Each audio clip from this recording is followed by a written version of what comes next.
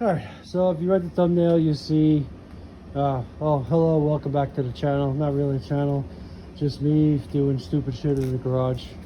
Anyway, if you see the thumbnail, we got lower control arms, which is simple, right? 1, 2, 3. Okay, why is the belly pan off? Why is that brace off? Well, let's see.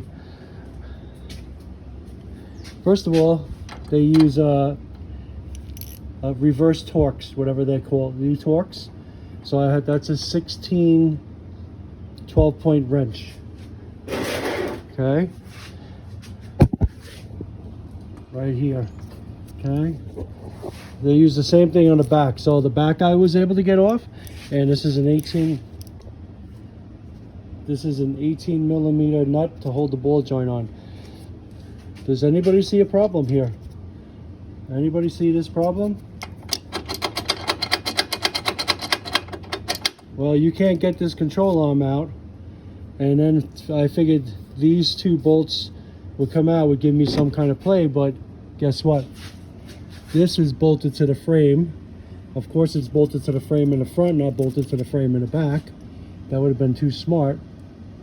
And now I have to remove this brace, which is why the belly pan's off. So this is a 13 Cherokee front wheel drive, not all wheel drive. And I'm not going to do a long video on this because, you know what, no one watches my stuff, nobody really cares. But if you're interested in changing your lower control arms in your Cherokee, this is the roadblock you're going to come up. Now, what could I do to make this job easier? Take his whole front bumper off, right? That would give me access to these 3 bolts here. Well, I already stuck my hand underneath here, and I broke it loose with a 3/8 drive 15 millimeter. Now I'm using a 1/4 drive 15 millimeter to get it where I can move it, and I'm hoping I can leave this top bolt in here, take these 2 bottom bolts out here, and give me enough room to swing around. And worst comes to worst, I take that top bolt out. All right, so I'm going to come back once I get this part out, and I'll let you know. Okay, so leave the 2 bottom bolts in, just take that top one out. So this top one out will allow this screw to come out. So that just tells you how ridiculous it is. Now this side here, on the passenger side, same thing. Same thing. All right, let's get one side done at a time. So this isn't no simple job, and I hope when someone realizes how much I got to charge him, nothing I can do about it. Okay. All right, so if you don't want to watch anymore, I just showed you the hardest parts. 3 bolts there, loosen them up, take the top one out, take out your 3, break that loose from the ball joint, and reinstall. And if you want to see me reinstall, hang on by. I'll make hopefully another 3 to 4 minute video, and then we'll be good. All right, so let's match up the parts. Factory part. Factory part weighs about 8 to 9 pounds. Aftermarket part, about the same.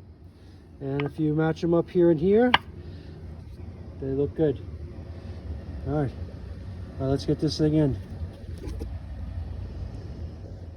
All right, and just like that, it's all back together. So you have this bracket's held on with zip ties because it's missing the things. There's a 8 millimeter, a 7 here, 8 and 8 to get this fender well here, a 10, and that gives me room to get my hand back behind the bumper. 19 millimeters to take the tire off, and 18 millimeters to take this bracket off, 15 millimeters to take these 3 bolts off, and 18 millimeter to take that off, and rear one was a 15, front one was a 16, all 12 point. So if you don't know what a 12 point is, it's a socket that looks like that. That's a 12 point, and this way it fits in the grooves. All right, so that is low control arm Jeep Now, I'm not going to do the other one on video because who wants to watch a repetition? The only thing I see being different is there's more stuff in the way here. So this side might take me a little longer. And this guy's got an oil leak. Alright, thanks for hanging out. Jeep Cherokee front wheel drive limited, 115K, gets new lower control arms. So we go from that to that. And let's try to get back on finishing the Impala. I'm actually going to have a Jeep video coming out. So we're going to do one more Jeep video of the Wrangler getting the oil filter housing and valve covers and plugs. Alright, that'll be hopefully the next one. Thank you.